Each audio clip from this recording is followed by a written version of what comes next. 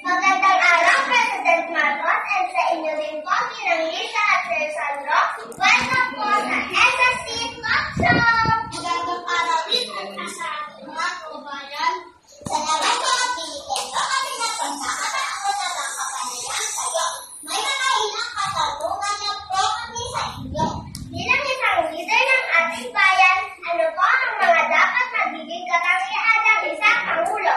Ang isang leader o Pangulo ng Pilipinas ay dapat makabayan, matatag, matalino, makatakot, matatag, magpakumbaba, mausang magdesisyon, epektibong tagapamahala at may malasakit sa kapakanan ng mamamayan.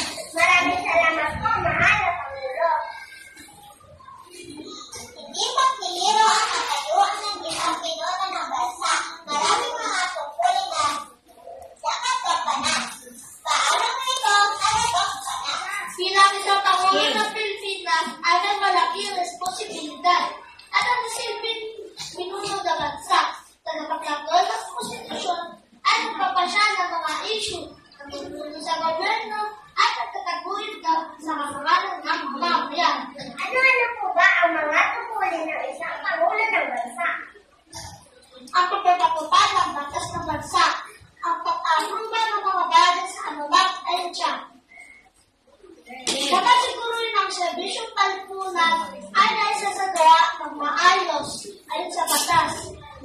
Ang pagkikipag-usap sa bansa upang magkaroon ng koneksyon.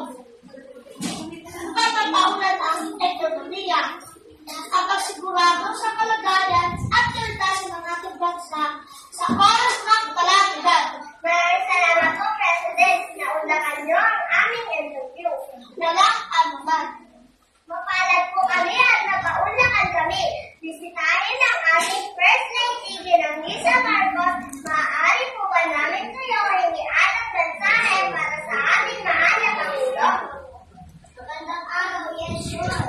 Salamat din at nakabisita ako sa inyong show. Magandang araw po sa inyo, Ginang Lisa.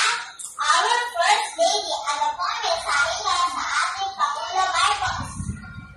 Bilang na Pangulo, ako ay namin nakapagod sa kanyang pagkakasya at nagawin sa bansa. Maraming salamat po, our First Lady. Magandang araw po, Sir Sandro.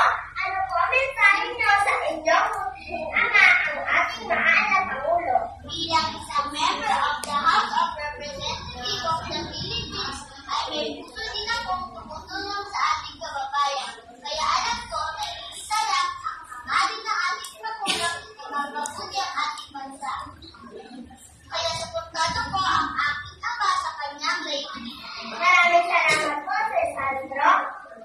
Maraming salamat po, President Marcos at sa family sa pagmamaunlak sa aming panayam.